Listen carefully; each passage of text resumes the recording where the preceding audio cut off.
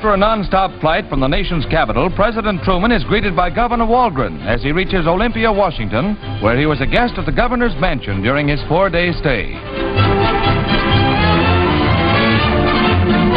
Charles Ross, the president's secretary, holds an impromptu conference with the newspaper men.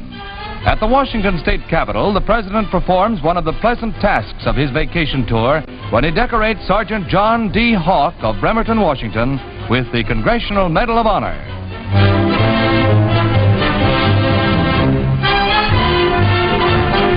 It's just possible that the president's borrowed Indian sweater scared off the Puget Sound fish, because the one he's holding is just posing for the picture. But his hard luck doesn't seem to dampen the fun he's having on his first vacation since taking office. And anyway, telling about the ones that got away is just as good. Well, almost. Another of the president's excursions is a trip to Mount Ranier, one of the nation's most beautiful national parks. It's a far cry from Washington's heat to 6 feet of snow at this 5,000-foot elevation. You can see the president is really enjoying that vacation.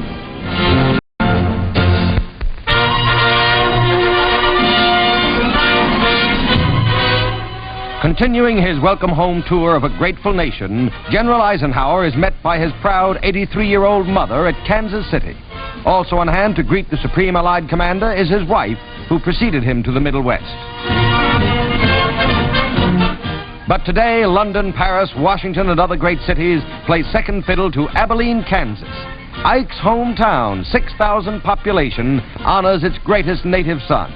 His football team and other outstanding incidents of his early days pass in review, bringing back fond memories to the boy who, having made good, receives the key to Abilene and to the hearts of his fellow citizens.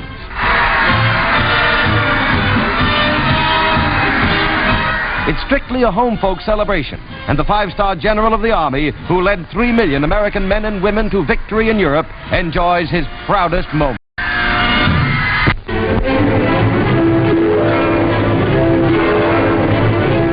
Our carrier task forces stab continually at Japan's heart, despite all the shrinking enemy air fleet can do to stop us.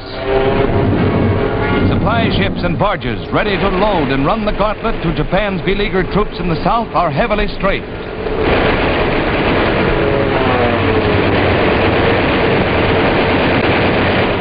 Jap airports, too, come in for a pounding. Planes ready to fight, but many don't have a chance to get off the ground. Rocket shooting planes blast the enemy.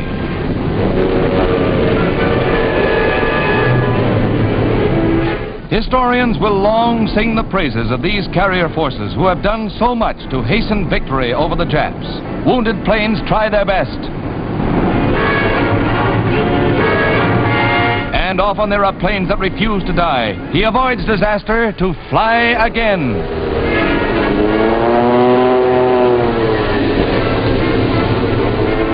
Heroism flies with every man, but death, too, is his constant companion.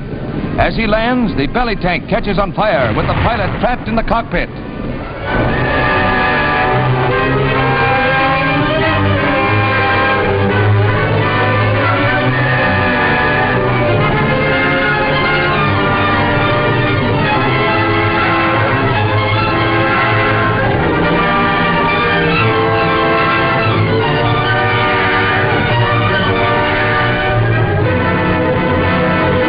Miraculously living through the inferno, the pilot is helped to safety. Carefully, his gear is removed before doctors treat him. Then, action stations. Jap suicide pilots attempt to crash their planes into our ships as Navy cameramen record the battle.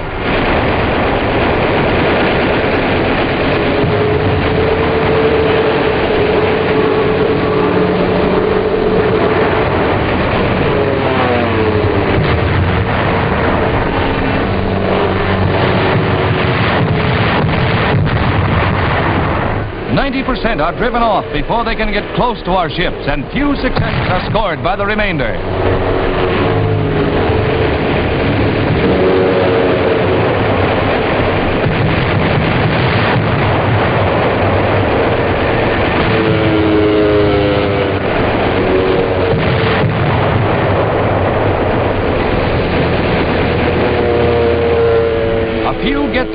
and one Jap pilot aims his plane at the carriers. Missing one ship, he heads for the Bunker Hill stern.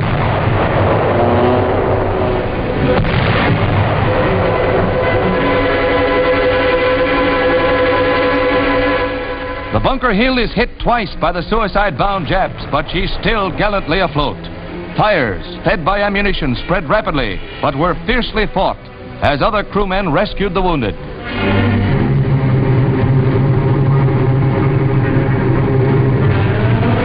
As soon as possible, the cruiser Wilkes-Barre pulls alongside to turn her hoses on the flames.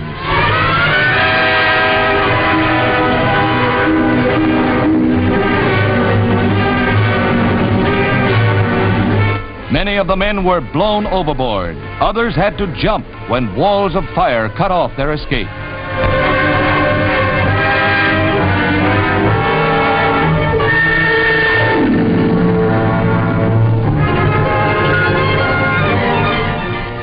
Hours went by before the fire was controlled, and sad comrades turned to counting their dead.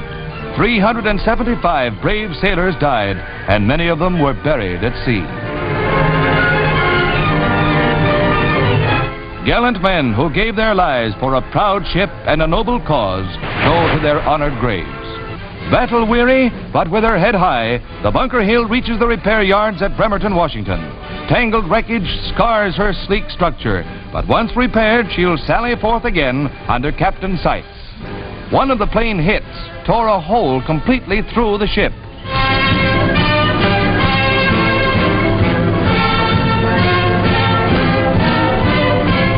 The pilot's briefing room was wrecked by the blasts, but this valiant lady won't be down. She accounted for 475 Jap planes in her Pacific career, and the shipping she has sunk is a heavy slap at the Jap. A salute to the Navy and her men.